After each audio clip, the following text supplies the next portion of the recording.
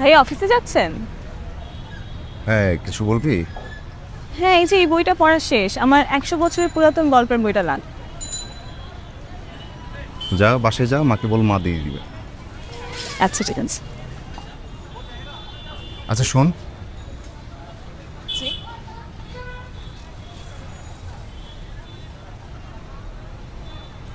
মানে তুই কি আমাকে অন্যভাবে দেখিস? মানে মানে তুই আমাকে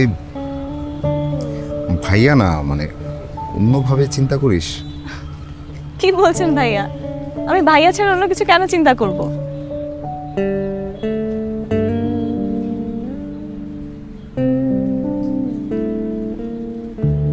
আচ্ছা শোন,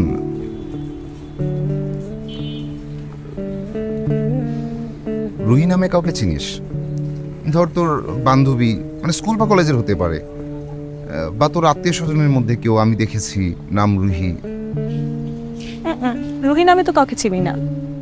ও কেন, কিছু হয়েছে ভাইয়া? না, কিছু না। আচ্ছা যা, বই নিয়ে যা।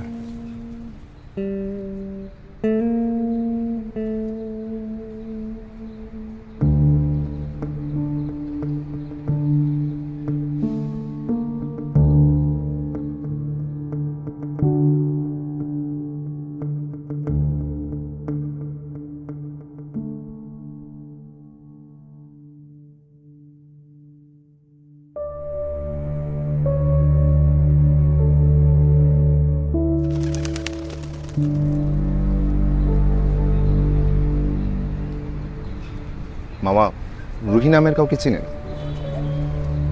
না মামা, আমি তো চিনি না। এদিকে আসে না? না। লম্বা করে, হ্যাঁ, ওই কালো চুল? না। কাউকে ডাকতে শুনছেন কাউকে যে এই রুহি? হ্যাঁ, না, শুনি নাই। ঠিক আছে।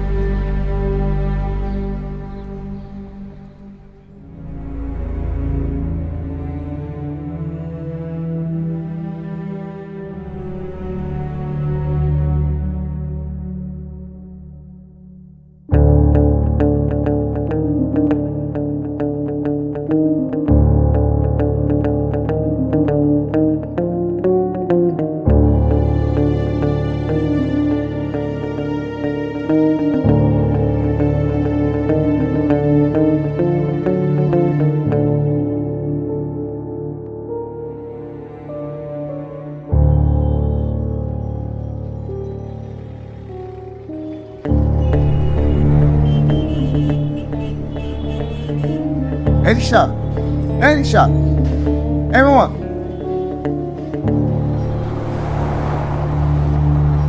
সরি মামা যান।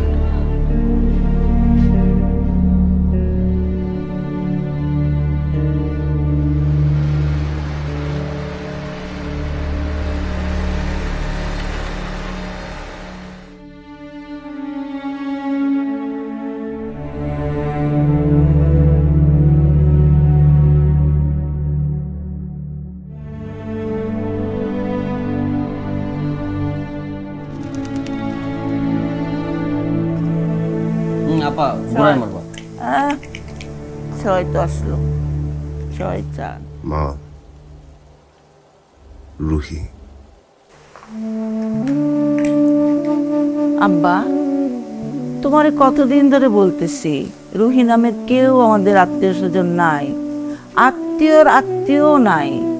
আমি খোঁজ নিছি, তোমার মামা খোঁজ নিছে, কি হয়েছে আব্বা? আপা, আমার মনে হয় কি সংলাপের কোনো একটা সমস্যা হয়েছে। ও তন্নির কাছে গিয়ে রুহিরে খোঁজে। আমাদের ওই যে মুদির দোকানদার আছে না, মুদির দোকানদারের কাছে ওই দিন গিয়ে রুহিরে খুঁজছে। আমারে বলছে, আমি ওর কাছে বলি নাই। আমি এতদিন ব্যাপারটা ওইভাবে না দেখলে এখন মনে হচ্ছে সিরিয়াসলি দেখা উচিত। তুমি অনুমতি দিলে আমি একজন সাইকিয়াট্রিস্টের সাথে কথা বলি, ওর কাউন্সেলিং দরকার। দেখ, কাউন্সেলিং করাইতেই হবে।